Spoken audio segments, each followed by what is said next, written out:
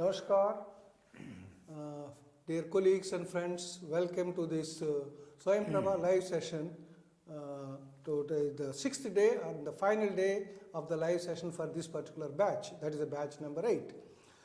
I am sure that you must have benefited from the last 5 live sessions. Of course, along with that, you have gone through a rich resource material which was available in Swayam platform, the units, the SLM content units, you have gone through it, and the various almost 30 plus videos on different themes of NEP 2020 by the renowned experts we loaded on the Swayam platform. I am sure you must have gone through that. Of course, through this Swayam Prabha live channels, you are further benefiting on various aspects of the NEP 2020. I am sure that this session also will have a very, very effective interaction on a very important theme of NEP 2020. I request you all to go through the session and then raise the questions related to the topic. Today's topic is NEP 2020 Institutional Development Plan. I think you must have heard it, IDP, Institutional Development Plan. I think quite a few institutions started formulating the plan. Not all the institutions doing it, but before that, you should understand what are the key objectives of the IDP, what constitutes the IDP, how to formulate the IDP, what are the basic features of IDP. I think this is what we will be focusing today. For this, we have a very senior colleague, Professor Ramachandran sir with us. He is not feeling well, but he has committed to us, so naturally he reached us to interact with you. I will not take more time except 2 words.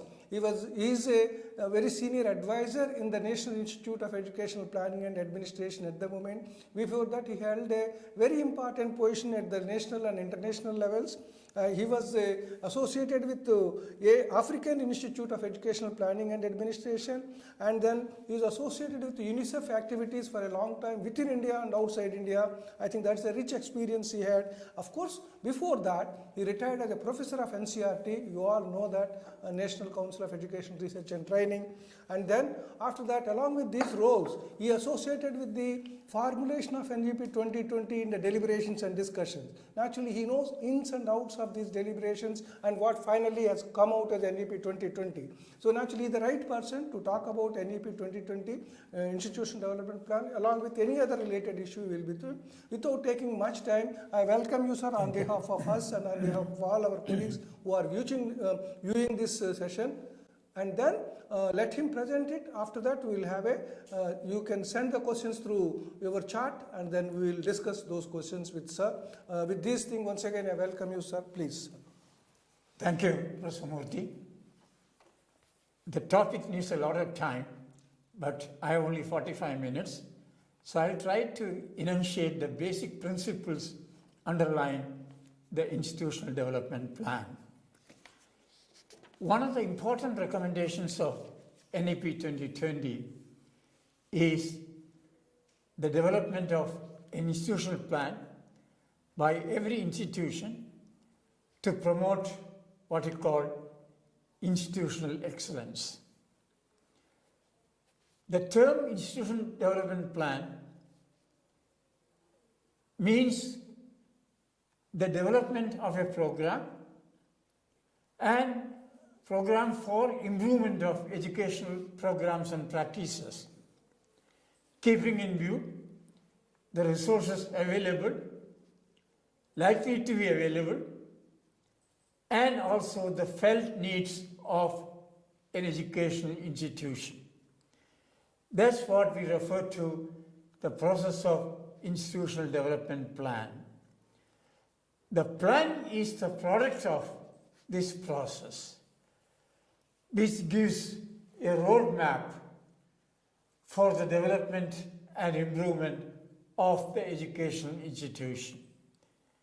So that is a simple meaning. What does an institutional plan depict normally? Number 1, what the institution should be like, say in a span of 10 years, 15 years, 20 years, and so on. That means, what is the vision of an educational institution?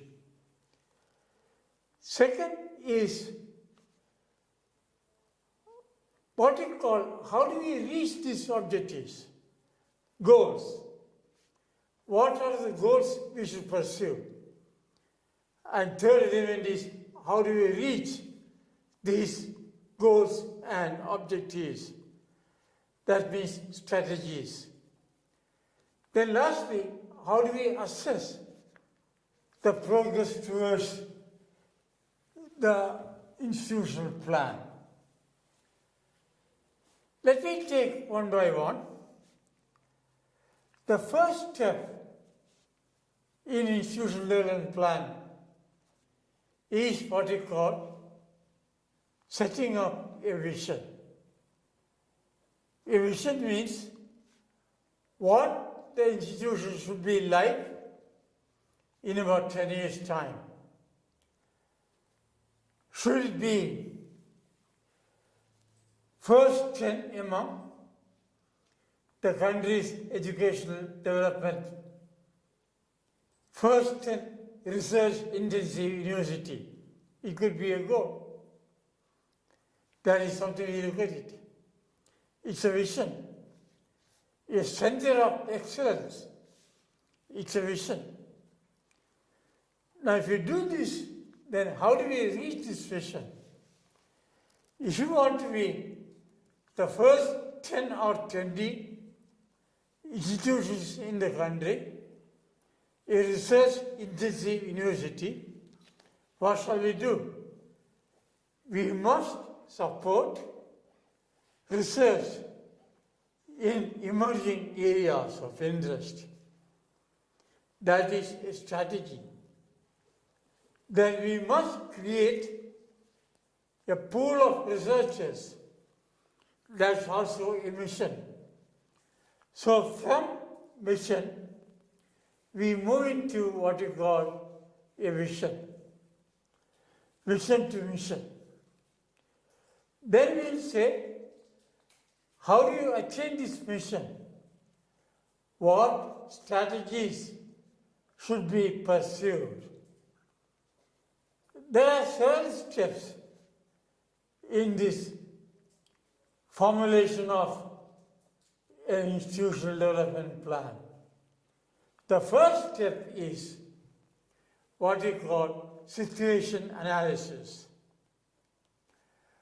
What is the current status of the institution in terms of student enrollment, in terms of diversity among students, in terms of student completion rate, in terms of student progression, and so on. So you might say, the first task is expanding enrollment and student diversity. That comes through the situation analysis, where we are now and where we should be. That is the first part of an institutional development plan. Then we might say, how do we expand enrollment? As you are aware, the National Education Policy wants a gross enrollment ratio of 50% by 2030. Currently, we are about 27-28%. Can we enhance this to 50% during the next 10 years? In that case, your college and university also has to enhance enrollment.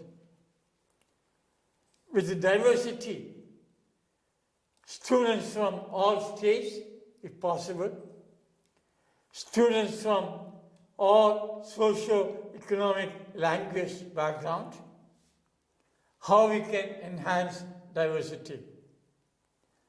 How do we do it?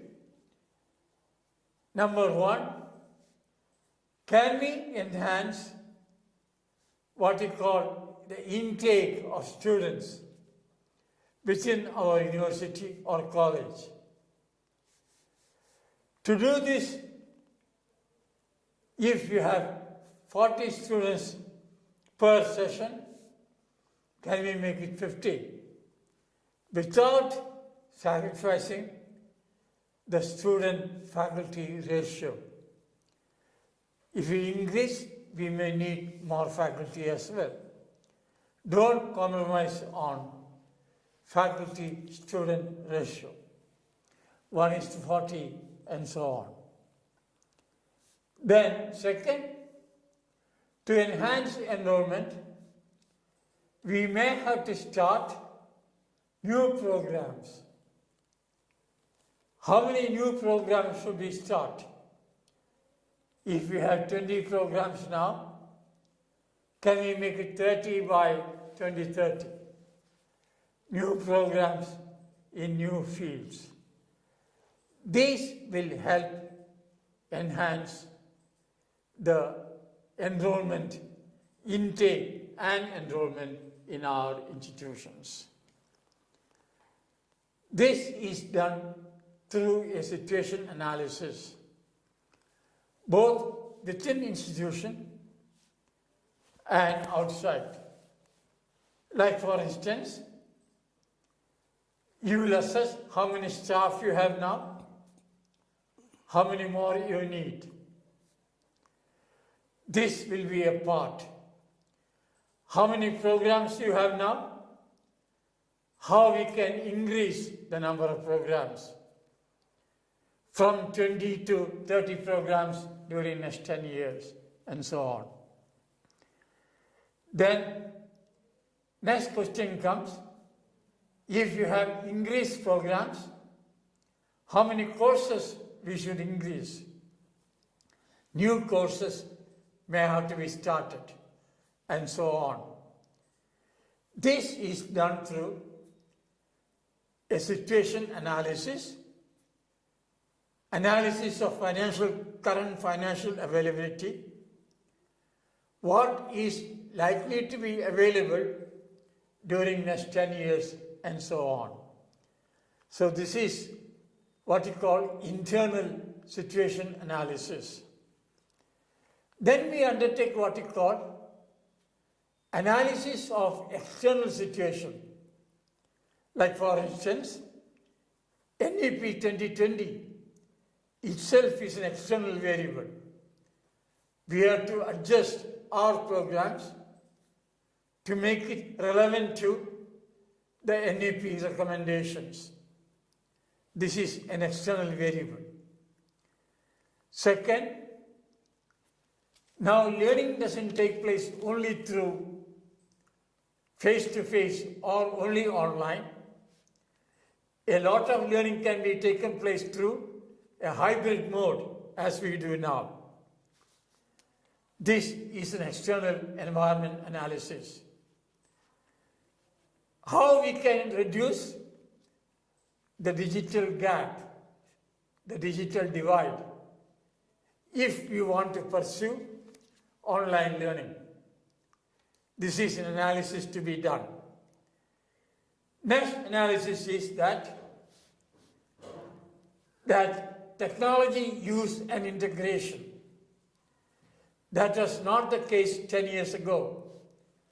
Now technology use in teaching learning process is emerging to be an important aspect. This is one. Another external use is the way technology progresses and the fast integration of technology in our day-to-day life for teaching learning purpose and so on. The next external variable is what we call social context of education. How do we address or how do we honor student diversity?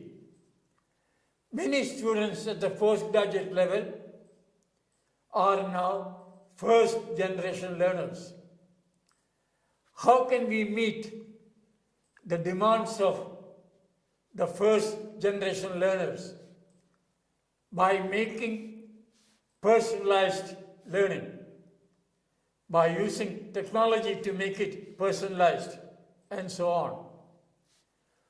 An important aspect is changing characteristics of learners. The kind of learners we have in the college, university, is not the kind we had 30 years ago. The current students are born and raised in a technology-rich environment. They know technology use much better than us. Like my granddaughter, who is only 8 years, can handle all kinds of technology. She looks at my mobile and says, "Grandpa, you don't have many apps." She says there are 13 apps you can use for teaching learning purpose. And she puts all those apps in my mobile. That's the kind of child we have. And these students who come to our college, they will use technologies which don't exist now. You don't know what will happen to a mobile phone in 5 years.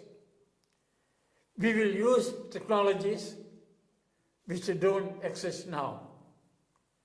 Third, many of our students will enter jobs which don't exist now. New jobs. Many existing jobs may disappear. In that place, new jobs will come. For instance, 2 years ago when I was in China, I found robots teaching. Then the faculty asked me, does it mean in future we don't need teachers?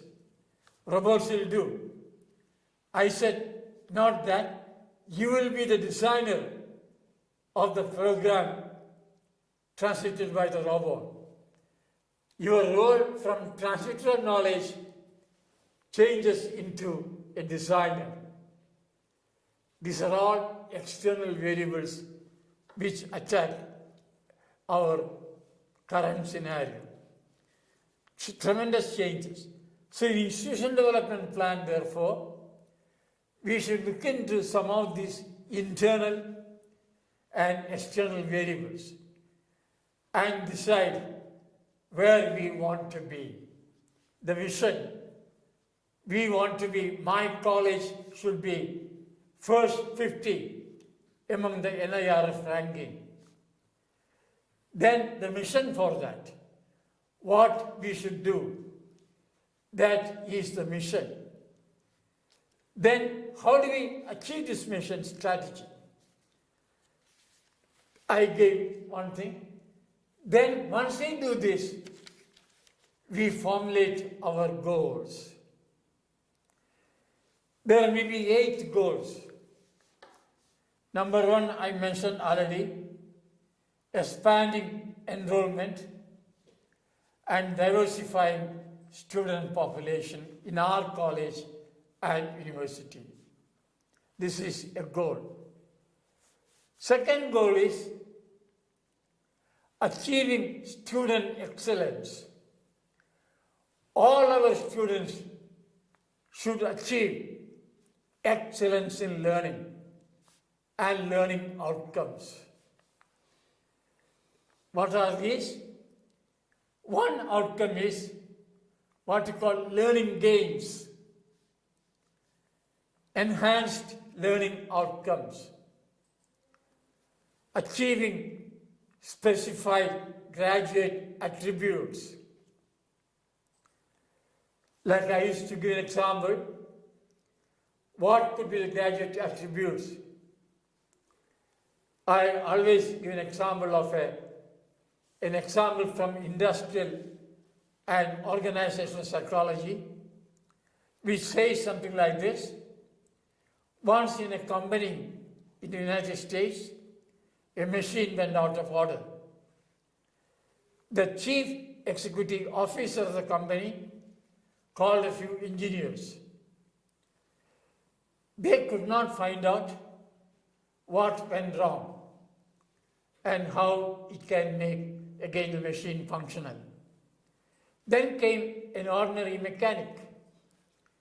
The mechanic touched the machine at different places and he found the problem was the machine was jagged a few places.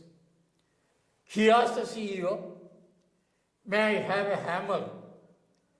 He was given a hammer and he hit the machine 3 places. The machine started functioning. He went back and sent a bill, payment bill for $1,000. The company CEO said, "For hitting 3 times, you are charging $1,000, too much." He replied, "Sir, for hitting 3 times, I charge only $30, $10 per hit. $970 I charge to find out where exactly I should hit. Finding out where exactly to hit is more important for solving a real life problem." That means one of the attributes of a student now is a problem solver. All our students, by the time they complete undergraduate program, should be a problem solver in a real life situation. This is one attribute of a graduate. This is student excellence. Second, critical thinking. If you are a student of economics, can you analyze the budget proposals by central or state governments? Can we critically analyze that and say this budget is growth oriented, this budget is job oriented or not job oriented, and so on? This is what is called critical thinking, critical analysis. Can we create critical thinkers through our studies? Third, can we create a creative thinker, an innovator? If you ask your students to prepare again the logo of your university or a college, you will get 100 logos. No single answer. You will get 100 logos according to their creativity. This is an example of what you call creative thinking. Then can we create team players? Can they work in teams? Can they complete group project? And so on. Ability to work in teams, that is a graduate attribute. Can we create skilled communicator who can communicate well in both oral and written form, who can listen to arguments very well, speak fluently? That is a graduate attribute. Then digitally skilled and literate. Every one of us ought to be digitally literate and skilled. Can we create this attribute amongst all our graduates? Ethical and moral reasoning. Can we explain our performance in terms of ethical and moral reasoning term? What are we doing? Is it ethically correct? We do sometimes plagiarism, prepare a report. When we analyze it ethically, we might say it is not good. We must pursue original thinking. Is it morally correct? we are doing something which destroys the environment. Environmental protection, how do you perceive it? That's an issue morally. Value-based thinking, it's a moral thing. So it is not only achieving A++ in our exams, but also what we do, is it ethically and morally sound? These are all what we call graduate attributes. In addition to this, we also need students who has coherent understanding, knowledge and understanding of a disciplinary or interdisciplinary areas. Can they see the linkages between different areas of learning? If you are an economics student, what is the linkage between microeconomics, macroeconomics, econometrics, and so on? If you are a student of chemistry, what is the linkage between physical chemistry, inorganic chemistry, organic chemistry, pharmaceutical chemistry, and so on? This is one aspect of disciplinary or interdisciplinary area of learning. Second, we must have procedural knowledge. You are a student of chemistry, you want to be an assistant professor of chemistry. What knowledge it requires? You are a student of civil engineering, what knowledge you require to build a house, to build a bridge. This is what we call procedural knowledge. Third, skills required to practice the procedural knowledge. Can you have the skills to build a house, to build a bridge, and so on, to be an assistant professor, to be a scientist, to be an economist, and so on, the skill orientation. And lastly, whatever you have learned, can we apply that into a real life situation to seek solutions to a real life situation? So you have disciplinary, interdisciplinary knowledge. You also have what you call generic learning outcomes, graduate attributes like a problem solver, a critical thinker, a creative thinker, a skilled communicator, and so on. They are what we call generic learning outcomes. So when we say student excellence, it means a student who has gained in knowledge, who has gained in terms of generic learning outcomes, who has acquired and are capable of demonstrating these generic learning outcomes, and so on. This is what we mean by saying student excellence. The next element of that is, how many of our students can go for higher studies after undergraduate? How many go to master's program? How many go to PhD after completing master's, and so on? Next element is entry into jobs. Not just jobs, like an economist going to a clerical job is not sufficient.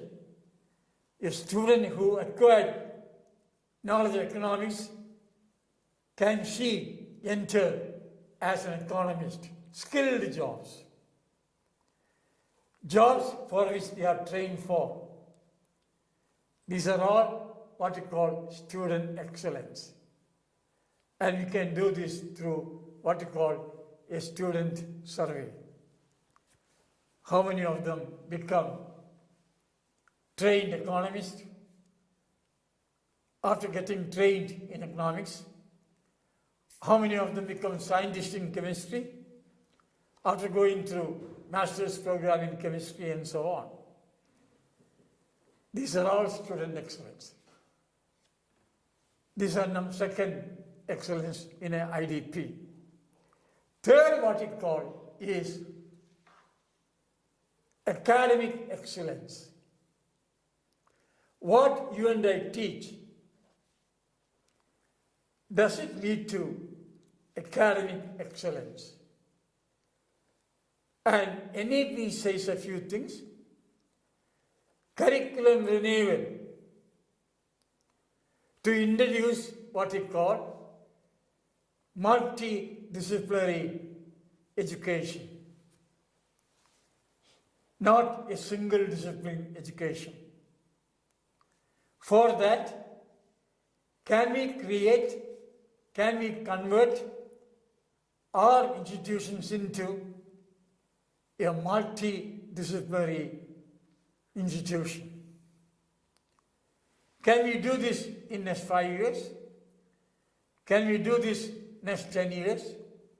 That will be the point of reference for the institutional development plan. So, two important things. When I say multidisciplinary institution, you might say, my college is multidisciplinary because we have Department of Chemistry, Department of Physics, Department of Economics, and so on. Not enough. You become multidisciplinary when students can opt for courses across the sciences, across the arts, across the humanities, and so on. That means, can a student have major in physics and a minor in music, or a minor in a vocational program? This is what is meant by multidisciplinary. So first, try to convert your college into a multidisciplinary institution, and that must be specified in the IDP, by which year we will reach this goal. Then introduce multidisciplinary undergraduate program. Today the UGC has released the 4-year undergraduate program, framework and credit framework. 20 credits per semester, a 4-year program with multiple exit and re-entry options. Can we provide this in our college?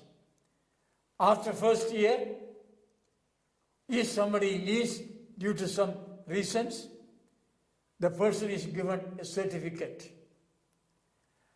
If a student leaves after 2 years, she is given a diploma. After 3 years, she is given a bachelor degree. And if she continues 4th year and complete 4th year with additional courses and research, that person gets a BA BSc honors or BA BSc honors with research if you complete a dissertation in the 4th year.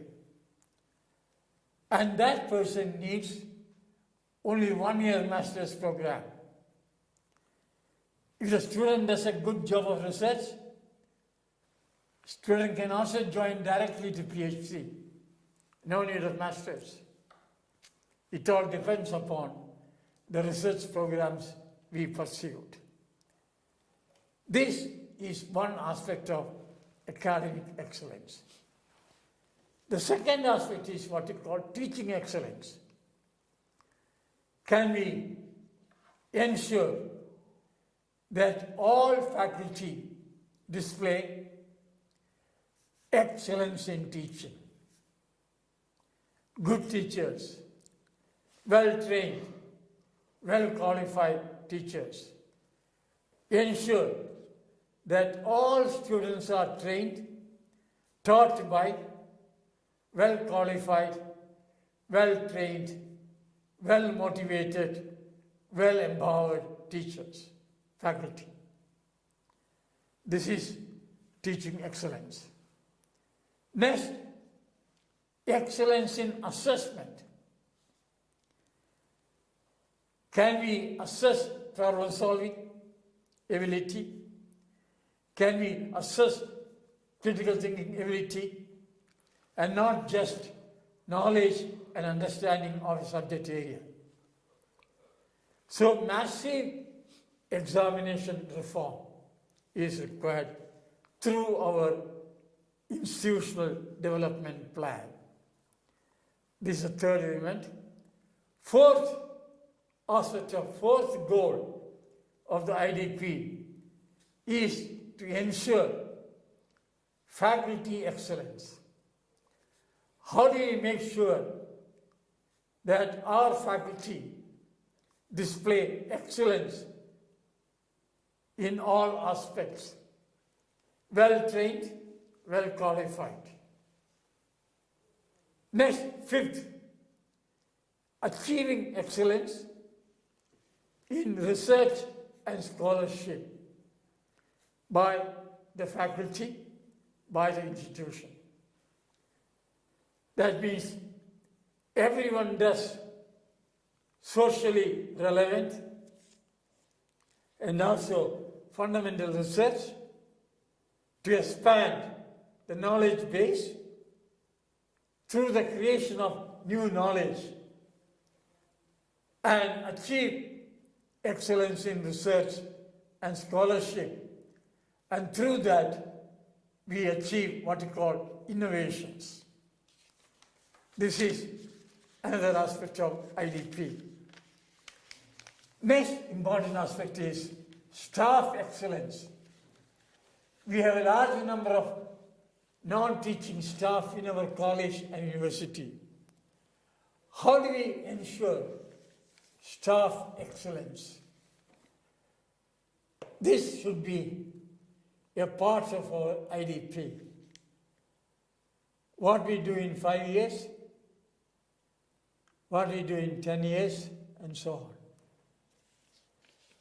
Next, can we promote international experience? Can we facilitate international experience? Then more important is excellence in governance, leadership, and management. A leader is one who normally prepares a vision of the institution, creates a direction for its development. A manager is one who implements the program following rules and regulations, and through that the vision is achieved. Governance means the board of governance, how activities, how does the academic council function, how does the board of management function. So achieving excellence in governance, leadership, and management, a very important aspect of IDP. These are the 8 aspects of an IDP. Number 1, expanding enrollment, intake, and diversifying student community. Number 2, student excellence. Number 3, academic excellence. Number 4, faculty excellence. Number 5, achieving excellence in research and scholarship. Number 6, staff excellence. Number 7, excellence in terms of international exposure of both students and faculty exchange programs and so on. And number 8, excellence in governance, leadership and management. All IDPs should indicate these areas. These are also in tune with what you call the NAC accreditation formula. That academic excellence, how are we implementing the NEP recommendations in terms of establishment of multidisciplinary institutions or interdisciplinary. Last time during my discussion, I explained the difference between multidisciplinary, interdisciplinary, transdisciplinary. Since the group is new, I'll repeat that. Multidisciplinary is something like the salad you and I eat. In a salad, we eat cucumber, we eat tomato, we eat capsicum, and so on. They retain their identity, but together they give the taste of what you call a salad. That is the multidisciplinary. You may have a multidisciplinary team from physics, computer science, economics to design a financial model. But they retain the spirit, but together they create what you call a financial model. So that is an example of multidisciplinary. Interdisciplinary, I give example normally. Something like our dal tadka or sambar. The gravy of a sambar, you can't distinguish between the ingredients. They gel together and create a taste. So in interdisciplinary studies, we do the same thing. Like Bachelor of Business Administration, it is interdisciplinary. Many areas gel together and create a marketing executive.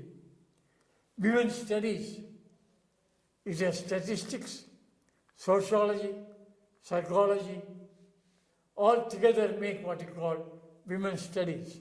That is interdisciplinary.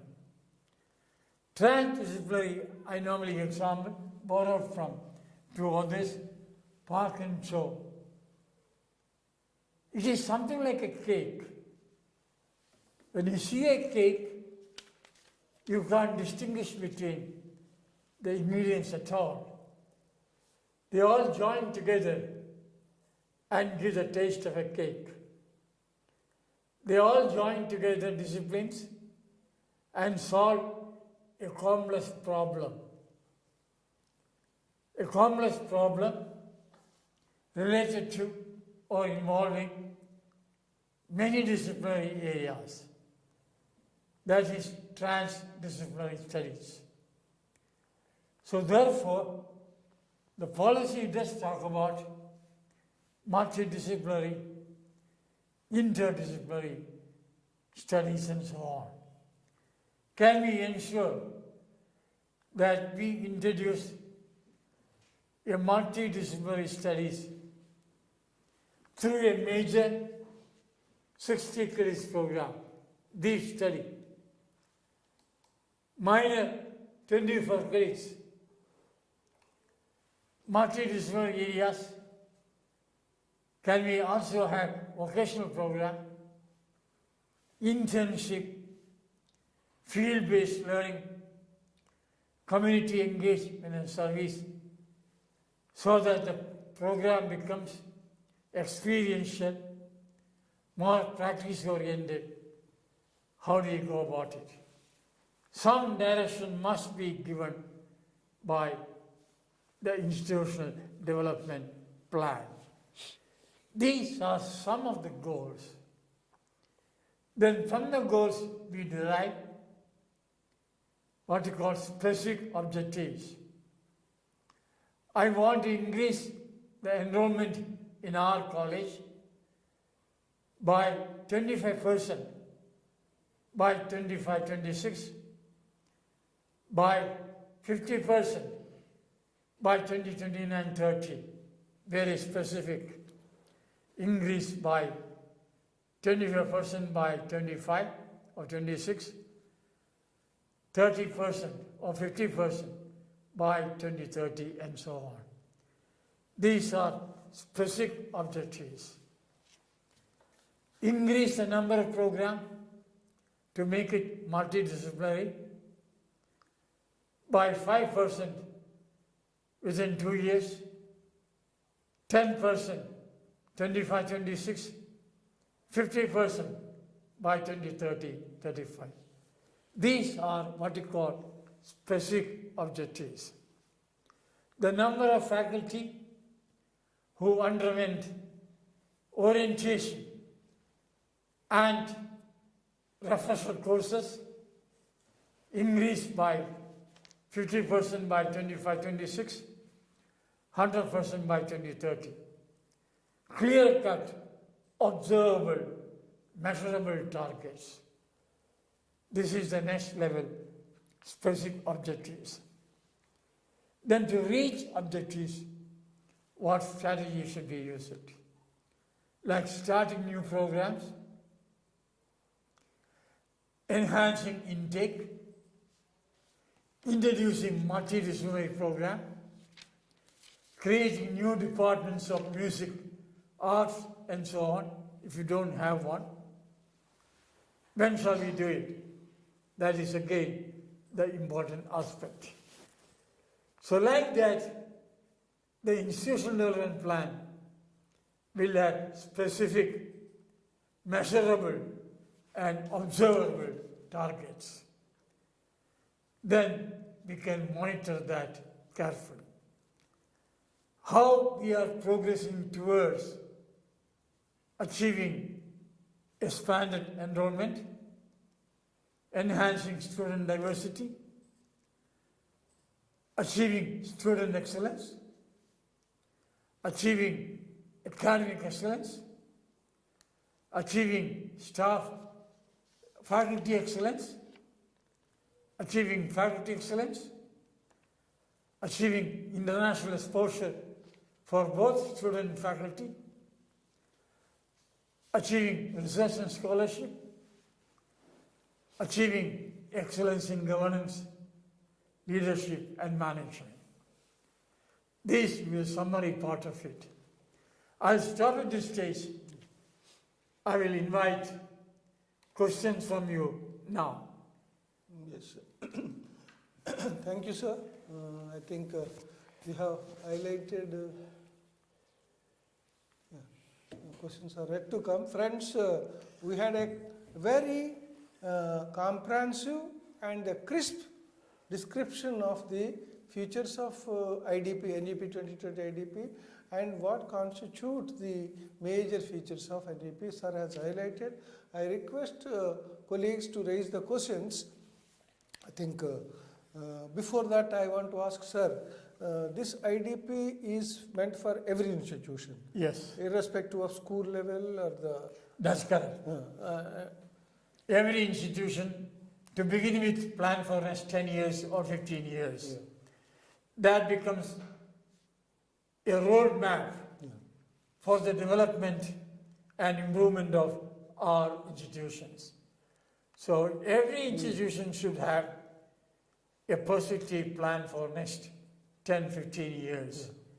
A roadmap which indicates the direction for improvement and improvement of programs and practices as well. So everybody should have it gradually. Yeah. Sir, I know that all colleagues or all institutions may not be able to do it. It is a bit technical because, as you rightly said, assessing the internal situational factors, external situational factors, and seeing the institution, keeping the resources in mind, expertise in mind. So quite a bit of technical. To do that thing, is there any provision for providing inputs or providing a support to the institution? UGC will be releasing very soon a template for institutional development plan. Based on that, institutions which need help will be provided through a sequence of expertise. Like for instance, I myself have been to 10, 12 universities now to help prepare an institutional development plan, including IITs are now making an attempt to prepare a plan for the next 10 years to make IIT curricula interdisciplinary or multidisciplinary in nature. I was recently in IIT Ropar. They are aiming at preparing a multidisciplinary engineering program. So help will be provided, and I think there is expertise in the country, so one can do it. In fact, in about 3-4 days, we can make an attempt to prepare a draft IDP. Thank you. I think that's the, sorry, as you said that Roper case, that they are aiming at multidisciplinary engineering programs. So in the same way, I think a number of single subject or single discipline based institution, and that as the policy aims at, all of them should move to the multidiscipline. Yeah. That itself is a massive exercise. Yeah. Like for instance, we have single stream university like Petroleum University, Yeah. Mining University, Health University, Sports University. They all will gradually move towards making it multidisciplinary. For instance, in the state of Kerala, there is something called Sanskrit University. It's only by name. They offer courses in sociology, history, and so on. So even though the major focus may be on a discipline like petroleum or mining and so on, gradually, the next 5 years or so, move towards a multidisciplinary institution. That is the aim ultimately. Why multidisciplinary? It provides both depth and depth to a student. In future, a single disciplinary job will be most probably taken over by machines. It may not need human beings. But a multidisciplinary team will need a human being who has both breadth and depth of knowledge. I would like to clarify one thing. I was asked a question by many faculty. Does multidisciplinary means jack of all and master of none? No. The policy makes it very clear. Every student will specialize in one or two areas. That is why we are talking about a 60 credit program at the undergraduate level, specialization in a disciplinary area. Then minors and other courses to expand the breadth of knowledge. In future, all our students should have both depth and breadth. Then it becomes a multidisciplinary program. Like engineering programs going for it, I think. What happened to the single institution like agricultural universities or medical universities, which is purely will it be affected in that sense? For the time being, Yeah. in our purview, medical and legal portions are out of, okay? Because there is a National Medical Commission. Yeah. All other areas will be taken care of as part of higher education system. So gradually, the idea is convert them into multidisciplinary, even though they may focus only on sports or health or petroleum and so on, but convert gradually into multidisciplinary. A sports person with multidisciplinary depth will be a better person than a single discipline, narrow-oriented disciplinary area. So the proposal is gradually all single unitary institution, disciplinary institution may change into multidisciplinary. About 11,000 teacher education institutions are there. Yeah. You may be happy to know IITs some of the IITs and IIC Bangalore are offering now 4-year teacher education program from next year onwards. IITs will offer teacher education program, a multidisciplinary program, specialization in one area, but courses across sciences, the arts, humanities, languages, environmental education, sports and arts integrated education, and so on. That way it will become multidisciplinary. That is the approach we have now. Yeah, I think, of course, sir, you have interacted with many colleagues across the institutions.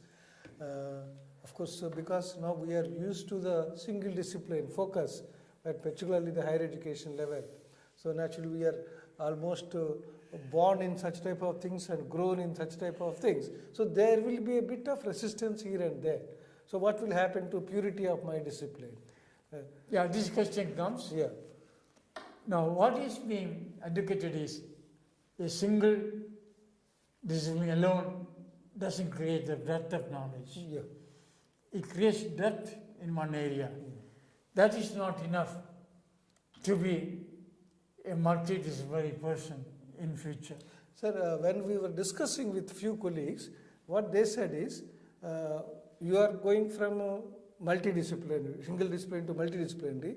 Take example of many subjects, particularly the medical sciences, even the other sciences, other disciplines also, arts, humanity. From discipline, we are going into specializations, we are going into super specialization in the same discipline. Is it not that in that a bit contradictory when you are mixing the discipline? That's what is. Like in medical portion, engineering, we did an analysis. We found 30% of content taught in anatomy, physiology, they are redundant. That 30% can be used to enhance breadth. If it is engineering program like IITs, courses in economics, sociology, behavioral science, that will enhance capability of a marketing executive and so on. So the look forward is, like, I always quote a discussion we had with the late Steve Jobs, the Apple CEO, former Apple CEO. He was asked a question, how did you design the Apple Macintosh a few years ago? He said, that happened because my team was multidisciplinary. Even though they were computer designers, they had interest in music, dance, that is performing art, visual art. They used their imagination to design the Apple Macintosh. So Einstein used to say that multidisciplinary education enhances the breadth of a student and see how it can be done. So our own university in Nalanda, years ago, had multidisciplinary programs. We left it and went for highly specialized program. Who gets specialized in one area, but the breadth of knowledge is lacking. That's why when we drafted policy, we said now the future product should be having both breadth and depth, so that a real life problem is never attached to a single discipline. It is multidisciplinary or interdisciplinary in nature. So therefore in future we need to have multidisciplinary program. That's why we are suggesting medicine and engineering programs also to be multidisciplinary in a gradual form.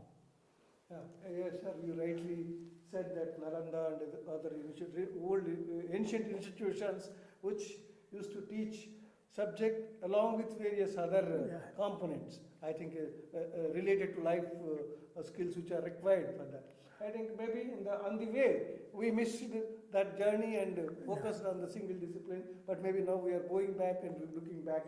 Maybe it may take some more time, but certainly I think so the focus will be on the multidisciplinary, as you said that. Yeah, I think with the University Grants Commission and other bodies which are coming out with the various regulations to facilitate the things, because in a remote place where they cannot have access to the experts to discuss, deliberate and go for these type of things, I think this will take a time. Thank you. Sir, thank you very much for coming. Though you are not totally well, we are really grateful to you, sir, for taking time and pains to reach this place and taking the session. As I said in the beginning, friends, sir was not well, but he has committed to this session, so he reached all the way. Had I known that sir is not well, I would have requested and convinced him, sir, not to come, we will manage with some other thing. But that is the level of commitment and conviction to the thing which is important. I think for NEP 2020, there are various other things. Sir has broadly touched upon the IDP, vis-a-vis multidisciplinary with other issues. I think in that context only UGC and other agencies are coming out with templates, guidelines and regulations. I think that have to be looked into by each one of you, higher education, faculty of higher education institution, if you want to really progress and develop institution development plan on any other component of NEP 20. Thank you very much, sir. Thank you. Thank you.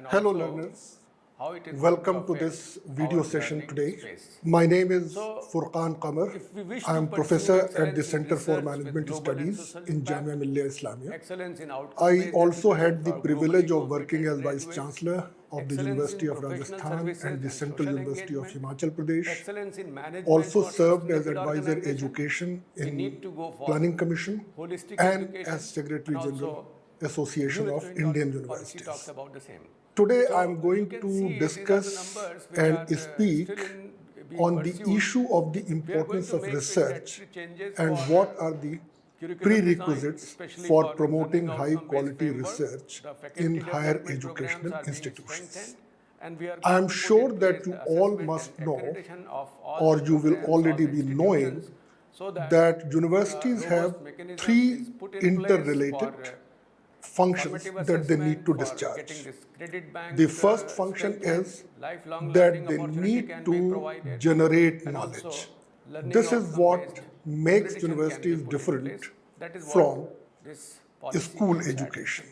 Saying holistic Universities development are of not student only on into the business cognitive of framework communicating knowledge and or also on transacting knowledge, but conceptual they are parameters essentially aimed in a at country that has large generating number new of knowledge, learners. opening new You have to frontiers, have adding to technology the and existing innovation. body of knowledge, Unless and these are otherwise, all the the functions student's holistic of development research. These we do ensured through by research. recognizing or identifying Of course, the second unique important function of the capability of each universities student. are We that should not have you any separation communicate, between you vocational and transact academic, knowledge the general for the education. benefit of We your have to learner, emphasize more on conceptual and understanding. essentially To it reach should out a large ideally be number of students in the a country, we have to use, partnership technology between research extensively, and teaching, post-COVID, and this is in one that such case the possibility teaching in which becomes we can think of scaling it very up. relevant, The directly learning environment appropriate should also be and flexible contemporary, because enabling students learning, to relearning, or become sometimes we can say that able to skilling, solve upskilling, real life situations. reskilling, So that should be the unskilling, these are focus of the required teaching.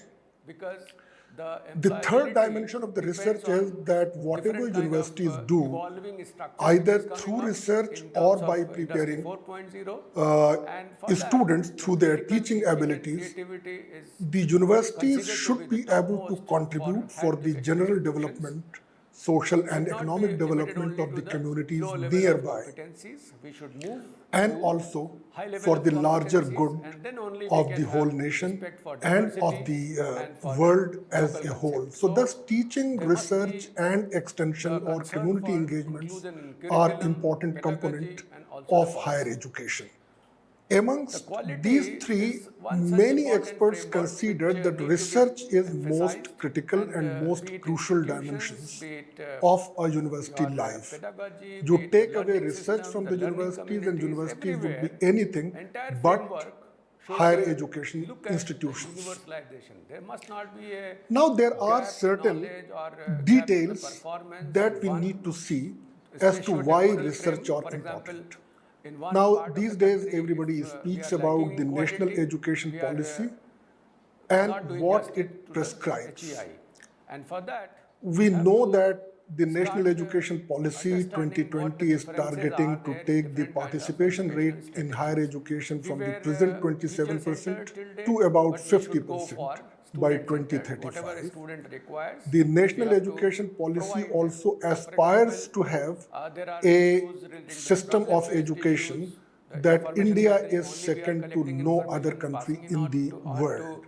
the students, the learners. Now, The India would be discipline-based, second to no other Curriculum countries is again in kind of, education only impediment if India for the is able to produce problem-solving issues. original So we should have research, integrated approach. see that these researches are Community-based, monetized, what the these community researches needs. are commercialized, Accordingly, we have and to they lead provide to them not all only those the things. registration of We need to patents, put but many they also electives lead depending to on the requirements the of a learner, commercialization of employability those skills patents. which he need to put in.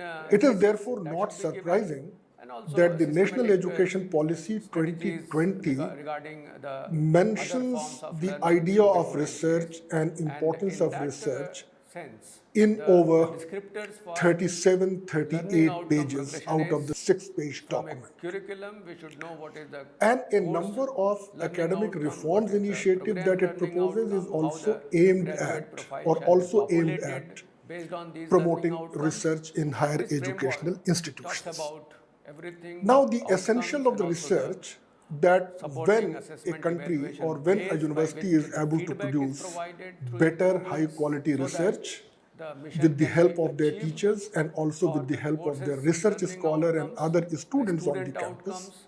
If we clearly could say define what is the program outcome, That there what is the are course some outcome, prerequisites which and need they to are be assessed addressed. not And summative these assessment, prerequisites but are by way of essentially formative classified into assessment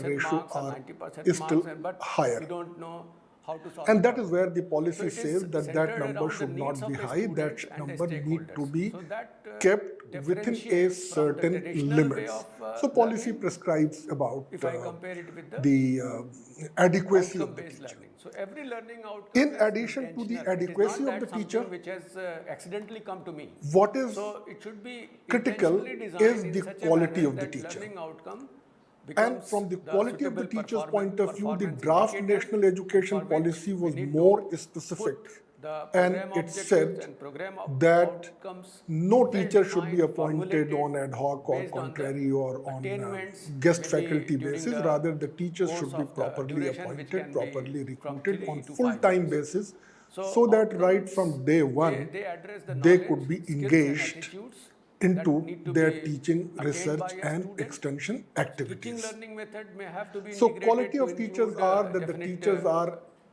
delivery with method suitable to complement qualification the traditional lecturing method, in and terms there of the are norms that have variety been of ways by prescribed which for each the program department. is At the same program time, prepares the a quality of the student for teacher their is also career decided on the professional basis of their accomplishments. dedication and They commitment must be with the in to consistence with the engage institution mission, effectively and they should into the involve teaching and constituents research or the stakeholders activities. as an evidence. So the focus should So be program on outcomes, attracting which I have just the listed, best skills, talent knowledge and that behavioral is attitude, the available. outcomes Of are course, I from A to cannot K. say that the What we have decided in our curriculum, the multiple entry, multiple exit, that first few years after your graduation, the graduates need to perform certain actions, certain jobs, certain activities, and they are equipped with all those tools, all those skills which are required for the local needs or global needs, or from the viewpoint of the vision of institution, or for different kind of stakeholders, those who are going to employ you or for whom we are going to work. So the PEOs, which are program educational objectives, they are feedback format. We collect the data from stakeholders, whether that particular student has fulfilled those requirements or not, whether he is employable to your institution or not, to what extent they have attained those PEOs, what kind of review, what kind of mid-correction is required so that the quality can be put in place. And this is again because of this Washington Accord, this accreditation agencies of the country, they are based on attributes. National Board of Accreditation, they look the possibility for learning outcome based accreditation of the programs. So if you talk about the different levels of Bloom and the program outcomes, I have taken few examples. If I go by the basic things like remember, understand, apply, analyze, evaluate. So these low level of competencies, remember, understand, and then on top of that you can apply, you can analyze, you can evaluate, you can define the program outcomes, that where we are going to apply the knowledge, how we are going to solve the problem, how we are going to design or develop the solutions, and that solutions are not only limited to one particular discipline, but it is lying on the interface of many disciplines, and for that we need to involve many disciplines in the curriculum. And we are supposed to get assessed the program as well as the course. Student surveys are done, the individual and focus group interviews takes place, peer evaluations, self-evaluations, student profiles. Variety of ways are there by which we can assess the success of outcome-based education, for which we have formulated one national higher education quality framework for making it globally recognized, and there are different levels which demand different kind of skills. For example, level 5, level 6 to level 10, different kind of skills and their composition is required. At level 5, we may be only interested in cognitive skills that are required to identify, analyze and synthesize information from range of sources. Whereas at level 10, that is PhD, the cognitive and technical skills, they are required for conceptualizing, designing and implementing research to generate original knowledge. So you can see how these different skills that are required to perform and accomplish tasks vary from level 5 to level 10. And if it comes to the definition of the qualification which you'll be getting at different levels, so level 5 means UG certificate, which is 1 year duration, number of semester may be 2. So that is what is prescribed, and that is going to be implemented as National Higher Education Quality Framework. 6 is UG diploma, 7 is the degree which you get, bachelor's degree, honors or research, then 8 PG diploma, 9 is master's degree, and 10, level 10 is doctoral degree. So the conventional degree 10 plus 2 plus 3, after that we used to had this BSc of 3 years, MSc of 2 years, and PhD of at least 3 years. That has been given or split for different entry and exit, for which the credit requirements are also prescribed. The type of qualification and the credit requirements for different levels is also described. And this is entry, exit, re-entry and lateral entry kind of thing, in which after entering into higher education institution, after level 5 you can exit, after level 6 you can also exit, and there is a possibility at entry again at 5 level through different verticals. If you are coming from a vocational education stream, if you are coming from a skills framework, you can get inducted into general education and vice versa.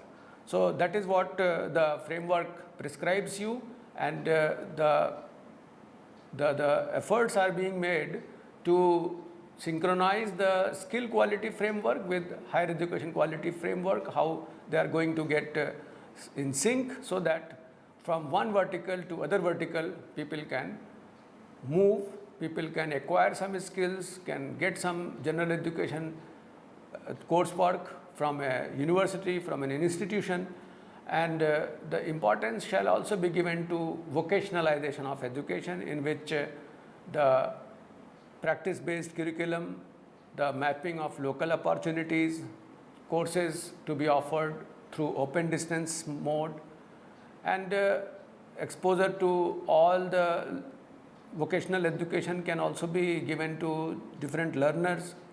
Lok Vidya, many of the things are there as a treasure in our cultural system, which we do not know how to use that Lok Vidya. That will also be made accessible to the students. The skill framework, which I have just given a framework by which we can have a lateral induction from one set of education system, from a skill framework to vocational to general education, that is also a possibility. And vocational craft, that is internship opportunity for any student who is in grade 6 to 8. They can go for different kind of vocations, be it carpenter, gardener, potters, artists. The idea behind this kind of integration is that we take a degree. Suppose I have graduated in physics, but I do not know how to change the bulb, how to make simple corrections in our electrical circuitry.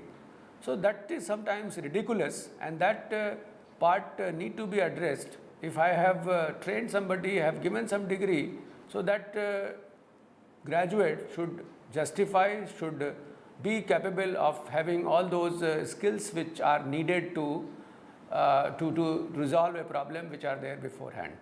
So this is a schematic in which you can see, which is in the form of regulation issued by UGC, and you can see the 3 verticals which are there: the skills, vocational and general education. So we have given importance to prior knowledge.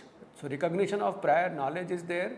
Some quality packs are being developed, so that if you have acquired some vocational skill, vocational education from somewhere, or you have a skill education, you have got something, or you are knowing something from your past experience, that can be counted, and you can laterally get inducted into the general education system. I have given the credit details and also the hours which are required, years which are required for getting those credits, so that you can get at least something in your hand after completing 1 year, 2 year, 3 year, 4 year, which are in terms of level 5, 6, 7, 8, 9, 10.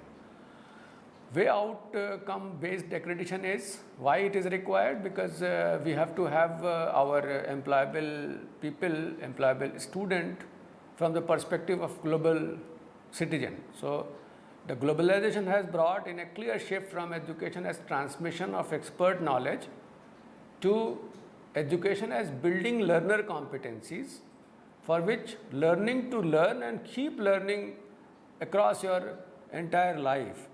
So again I will repeat that learning, relearning, sometimes unlearning, and that is possible if you can skill yourself, you can upskill yourself, you can reskill yourself.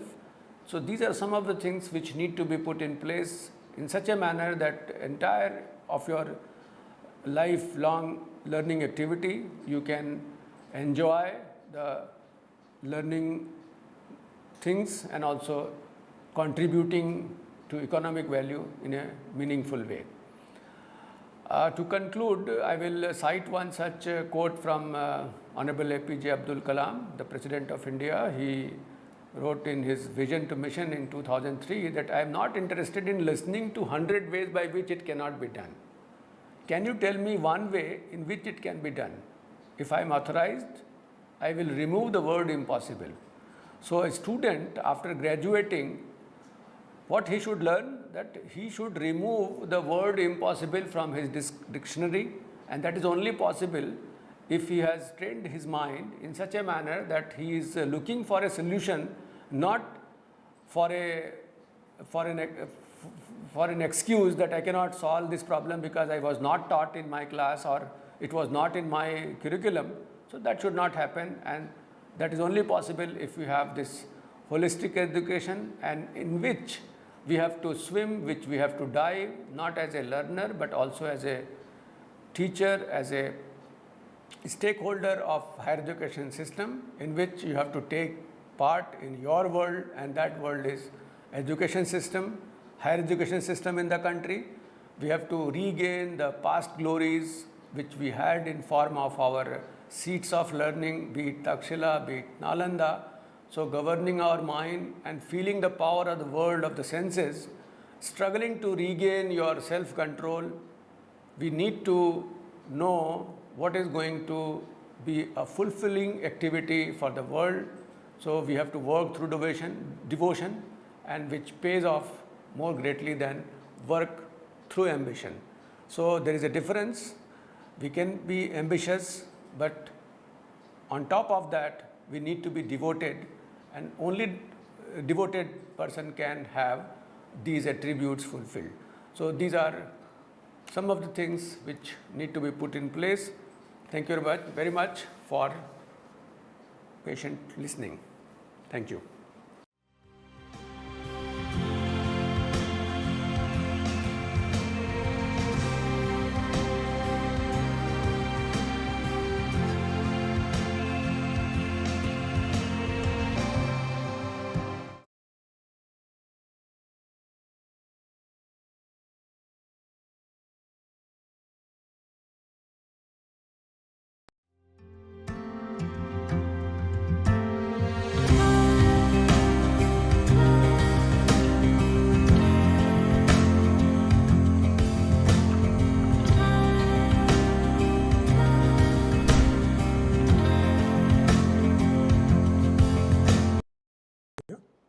I also had the privilege of working as Vice Chancellor of the University of Rajasthan and the Central University of Himachal Pradesh.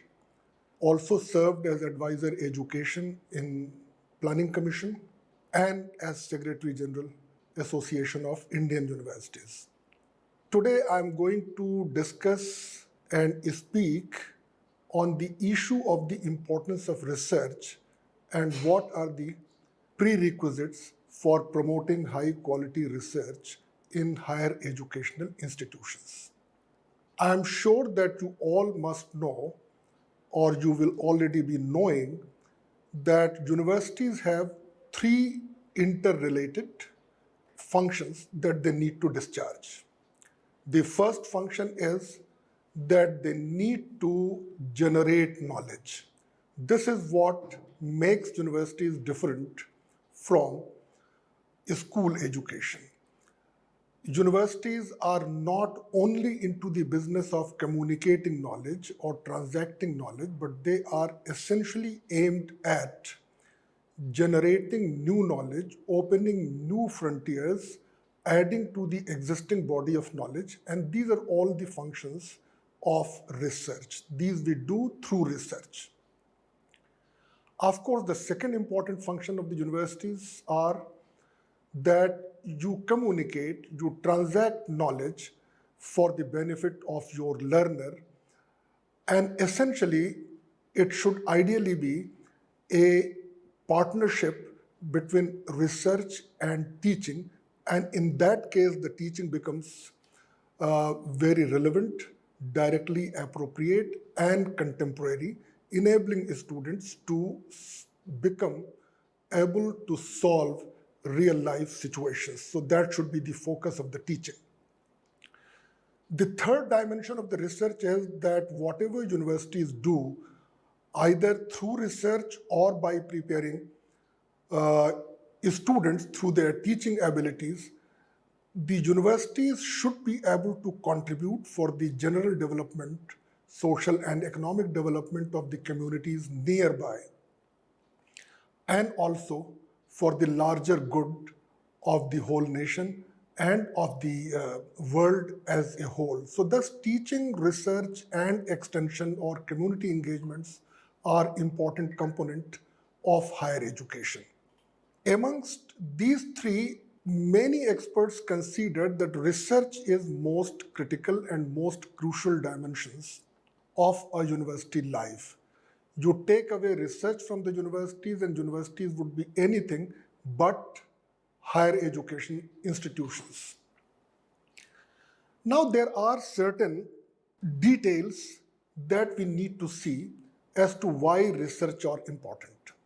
Now, these days, everybody speaks about the national education policy and what it prescribes. We know that the National Education Policy 2020 is targeting to take the participation rate in higher education from the present 27% to about 50% by 2035. The National Education Policy also aspires to have a system of education that India is second to no other country in the world. Now, India would be second to no other countries in education only if India is able to produce original research, see that these researches are monetized, these researches are commercialized, and they lead to not only the registration of patents, but they also lead to the commercialization of those patents. It is therefore not surprising that the National Education Policy 2020 mentions the idea of research and importance of research in over 37, 38 pages out of the 6-page document. And a number of academic reforms initiatives that it proposes is also aimed at promoting research in higher educational institutions.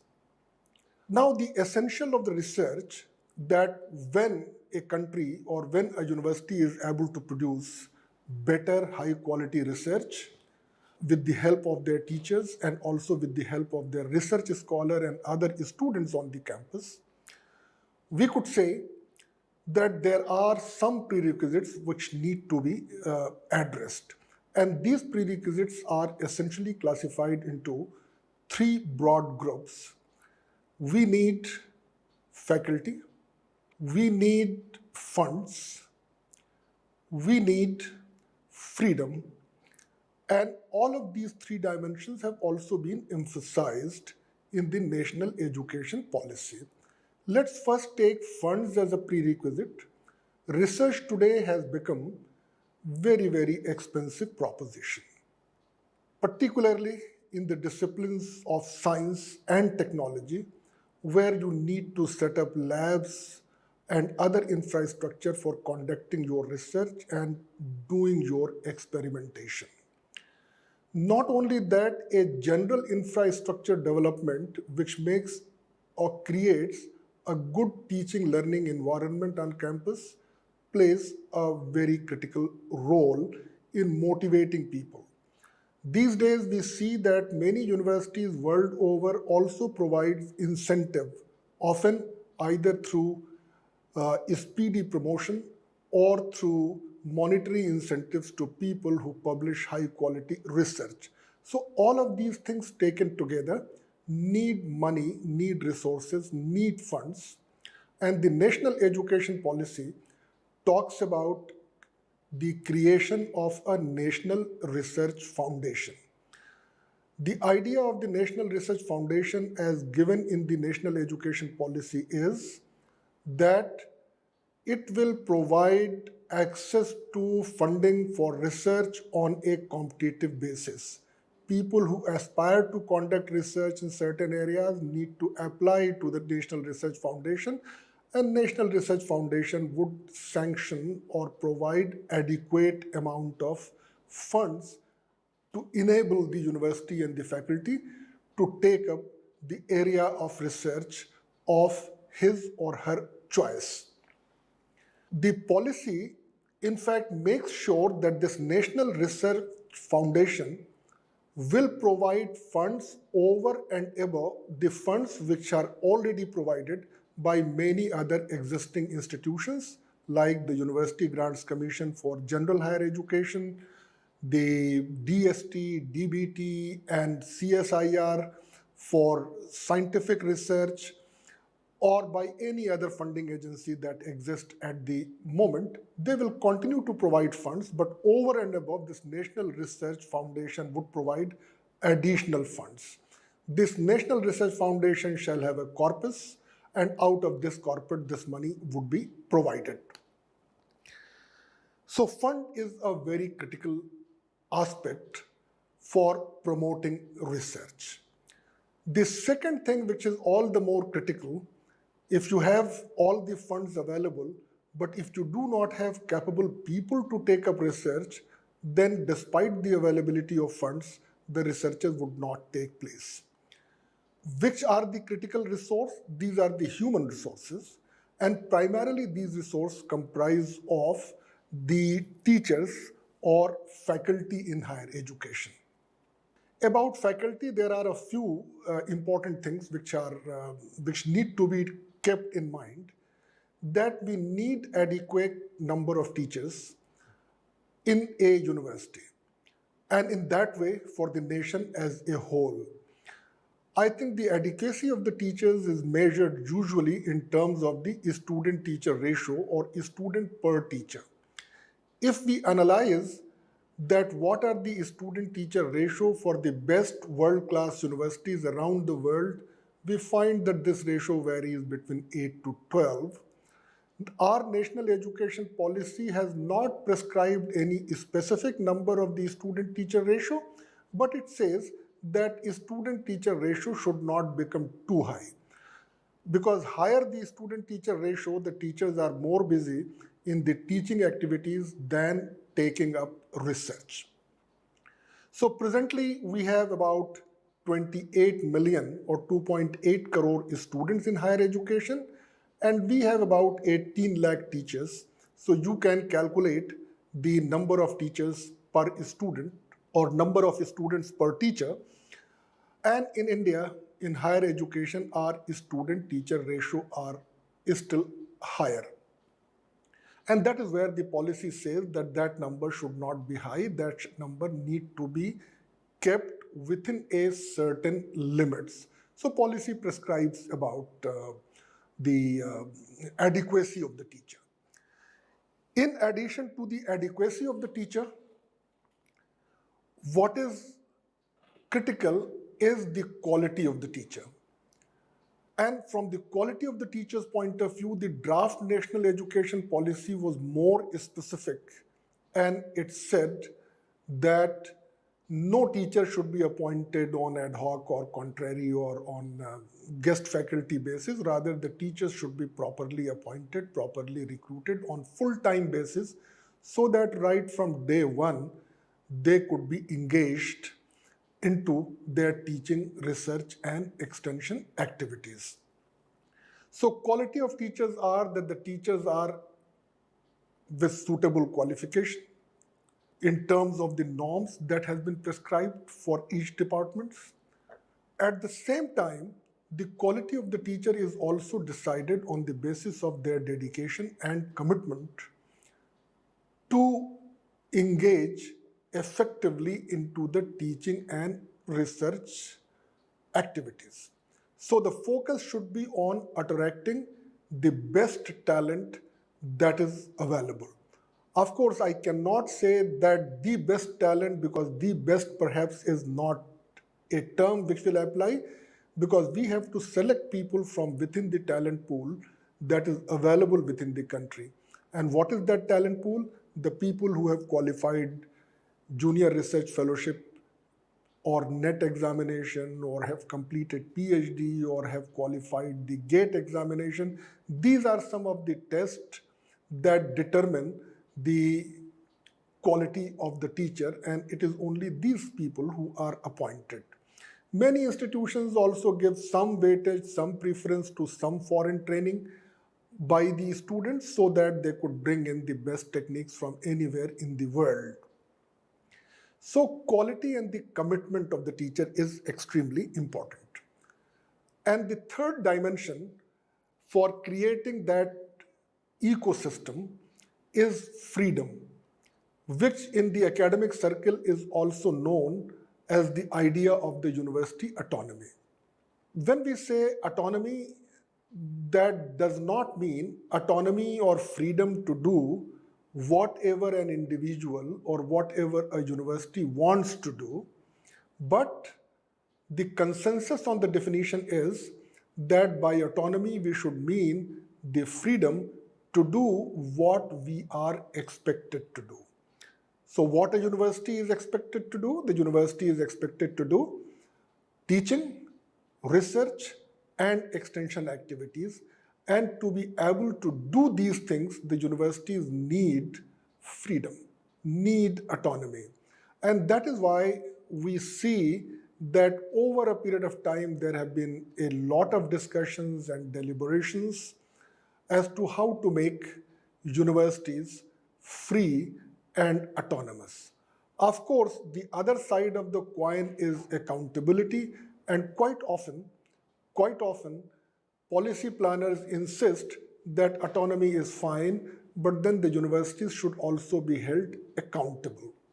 Now, how do you hold a university accountable? One way could be that you hold teachers and researchers of the university accountable on the basis of whether they follow certain laid down processes and procedures or not. But I think the best accountability could be ensured through whether they have been able to produce the output and the outcomes. So move from the procedure-based accountability to outcome-based accountability, and provide the institutions and provide the individual faculty and researcher the freedom to do research on an area of their preference, of their choice. Sometimes linking research to immediate needs of the society and immediate needs of the economy may not be a good idea, though it might appear that it makes researchers more relevant. But then in case of fundamental research, foundational research, you find that quite often the researchers themselves do not know that what will be the practical applications of research unless a long time has elapsed and then somebody realizes that no, the finding of that research could be used in these activities. So funds, faculty, freedom. Prior to national education policy, lately the government itself have been emphasizing on that if we cannot give autonomy to all institutions, we shall give autonomy to some select institution, and therefore the idea of the graded autonomy came in. So like IIM's acts were changed to make them fully autonomous and all the decisions be taken on the board level. Similarly, it was said that those which are A++ graded or A+ graded institution by the National Assessment and Accreditation Council. The national education policy also emphasizes at many places about the idea of this university autonomy, and that we think need to be implemented. Once these things are in place, then there are certain other things which facilitate research or academic research. One thing perhaps I did not mention before, that unless a department or unless a unit of the university has critical mass of the faculty, that does not generate interest in research. So every department need to have at least a minimum number of prescribed faculty so that they have a critical mass. Second thing is, like it was emphasized earlier by many policies, and now in this policy, that we cannot find solution to any single problem facing the world or even facing an individual or facing a nation by the knowledge of a single discipline. So this compartmentalization of knowledge is not good for research. New ideas come in when the boundaries between the disciplines are porous, to cite the word that Professor Yashpal used in his report on revival and rejuvenation of higher education. There should be intermingling of disciplines so that in an intermingling of discipline, people get new ideas and they explore further and they create new knowledge and they add value to the existing body of knowledge already been attained. Now the researchers come at the fringe or at the corners of disciplines. So like you are seeing that all those technological advancement in information communication technology, in the medical sciences, in the diagnostics, in the medical implant, etc., you are finding that they are coming due to interdisciplinarity, intermingling of science, engineering, technology, and of course the commerce and businesses would also come into play when it comes to commercialization of these ideas. So focus should be on producing kinds of people with multidisciplinary or interdisciplinary orientation. And that is where the national education policy comes into picture, where it insists that all higher educational institutions need to be multidisciplinary. Now, India is one such country which has largest number of institutions, more than 1,000, close to about 1,100 universities, and more than 51,000 colleges and standalone institutions together. That makes the single largest system found anywhere in the world. But an overwhelming proportion of these institutions are a single discipline college or a single discipline institute. So the policy talks about making colleges and institutes and universities of the large in size, taking them to a minimum of 3,000 to 5,000 enrollment. There should be many disciplines, many departments in a college so that people are able to pick and choose from many disciplines. And then the remaining 2 years or the next 2 years they spent diving deep into a discipline so that they specialize and super specialize in that area. So I think the policy works on this philosophy of enabling students to have a taste of many subjects and then focus on a particular discipline or a particular subjects for completing their education. This will make a holistic individual. This will make an individual which has outlooks that goes beyond a particular discipline. So multidisciplinary becomes very, very critical and important for promoting research. So increasing the number of research scholars and research students is very, very critical and very, very essential. And it is the partnership of the faculty and the research scholars that many new publications come out of the system. So the focus should be on enlarging the base of the research scholars on the campus. While world over, even undergraduate education has become research-based, where students are required in a supervised mode to take up some research, start thinking about research, start doing, if not a very high-cited publication, but some publications. And in case of the postgraduate education, the research component should be increased more. The idea is that most of the people who do their post-graduation and PhD, they are likely to be either in research organization or in the academics. And that is where training them, exposing them to the field of research becomes very, very important. So I think we need to expand postgraduate education, we need to expand PhD level education, and we need to integrate research component certainly in the postgraduate courses, but also to the extent possible at the undergraduate level to create a culture. I think I would like to conclude by saying that there is one point that worries us. You must have all heard.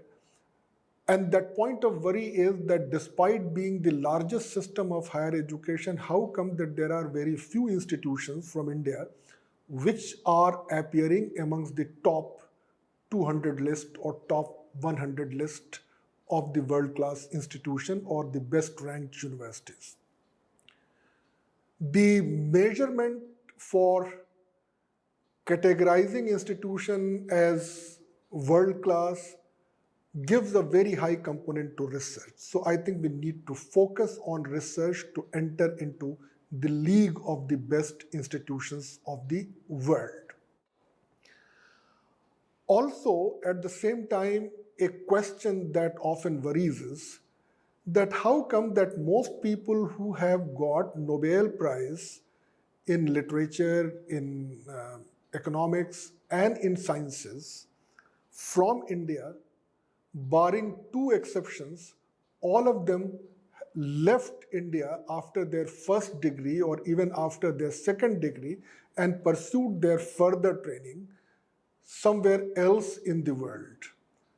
And by working there in the universities and academic institutions in those countries, that these people got their Nobel Prize or the highest honor which any academics can ever think of.